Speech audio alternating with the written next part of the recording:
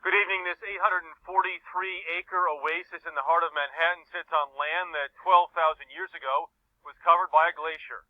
Tonight it's covered by nearly 8 inches of snow from a blizzard that hit the Northeast today, the first major storm of the season. It dumped as much as 1.5 feet of snow on parts of the region. 37,000 homes and businesses lost power.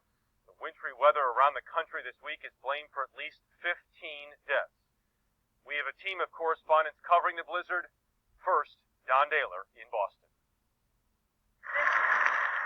Massive flooding swept through Boston, turning streets into slow-moving rivers, sending water into restaurants and office buildings while forcing evacuations. Firefighters rescued trapped drivers. Life quickly became miserable for New Englanders used to harsh weather. Those who didn't stay indoors lived to regret it. This is a major thoroughfare in downtown Boston. The snow has been coming down so heavily and the wind blowing so hard that the snowplows haven't been able to keep up with it.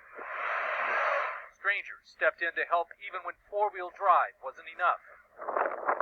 In Brant Rock, Massachusetts, high winds sent frigid waters pouring over the seawall and into the streets. About 25 miles away in Hull, Massachusetts, cars were washed away by the rising tide. Further up the coast, in Situate, wind and waves turned ice into projectiles. Town manager Jim Boudreau. The ice that we're afraid is going to come up and actually act like shrapnel coming off the beach, so it's going to be a pretty wild situation. This was a scene repeated all along the East Coast as drivers discovered the laws of winter physics in Maryland. It's so slippery and icy out there, we're sliding everywhere. In New Jersey. Everyone's saying don't go out unless you're essential personnel. Not good weather driving. The storm was so fierce that despite fielding 1,500 snowplows, New York had a hard time keeping the streets and highways clear, and usually thick-skinned New Yorkers couldn't wait to get out of the cold. It's too cold.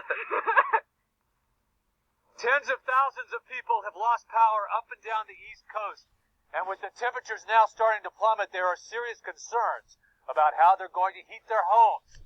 This storm is roaring northward.